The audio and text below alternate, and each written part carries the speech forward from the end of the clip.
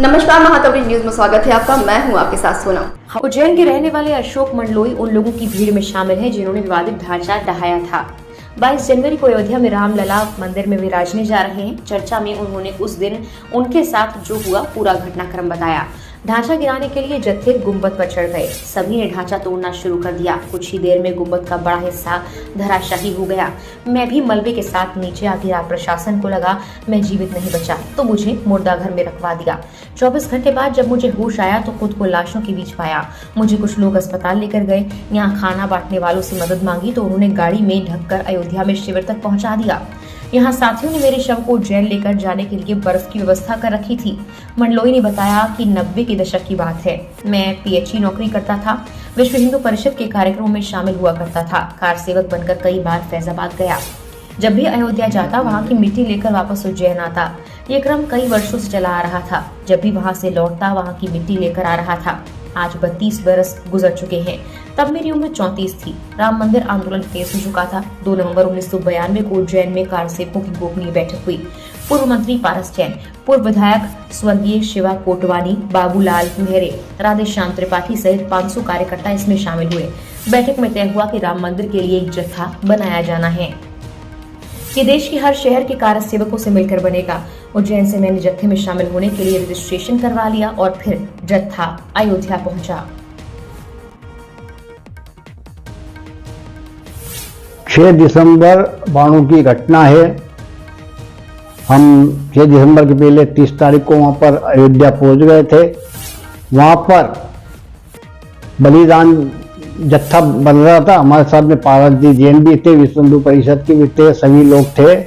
तो मैं इनको बिना कहे बलिदान जत्थे में सम्मिलित हो गया था। और 6 तारीख को हमने रामलला के लिए मंदिर और बाबरी मस्जिद का जो ढांचा था उसको धराने के लिए हमने संकल्प लिया था। और मंच से सभी उमा भारती जी, अशोक सिंघल जी, ये सभी बोल रहे थे। और हमने सबसे पहले मैं गुम्बद पे पहुंचा था और सबसे पहले झंडा लहराने घन मारने वाला मैं ही था। और वहाँ से जब गुम्बद गिरने लगी बीच में तो मैं हेवी टेंशन लाइन के बारे में उलझ गया था। और वहाँ से मुझे हजारों फीट ऊपर उसने फेंक दिया था उछाल के। और उसके बाद क्या हुआ मुझे मालूम नहीं। और फिर रात को मेरी जब रात में नींद खुली तो चारों तरफ मेरे को मतलब मुर्दे घर के अंदर मतलब पटका डेड बॉडी मेरे आसपास सब पड़ी थी। फिर मैंने दरवाज़ा धीरे धीरे पीछे खिसक के आया। फिर मैंने दरवाज़ा बजाया। फिर पुलिस वाला मुझे निकाला। फिर मतलब कि डॉक्टर दोबारा मुझे मतलब रात को एक्सरे हुआ और ये मांस वास मेरा फट गया था, टाँके भी आए थे।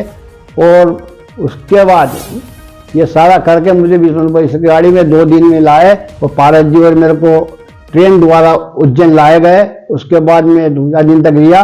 उसके बाद उत्तर प्रदेश की पुलिस ने मुझे घेर लिया था उज्जैन में घर के चारों आर। तो मैं टावर कूद के और सीधा रेलवे स्टेशन आया। तो वहाँ पर मुझे पीटी भार्गव साहब मिले थे। किसी मेहमान को छोड़ने आया तो मुझे तो क्या बात है, तो कहाँ जा रहा हो? तो मैंने ऐसी बात है। उन्होंने मेरे को उनकी गाड़ी में बिठा के उनके घर लाया केडी गेट पर। और उन्होंने मेरे को 15-20 दिन तक रखा।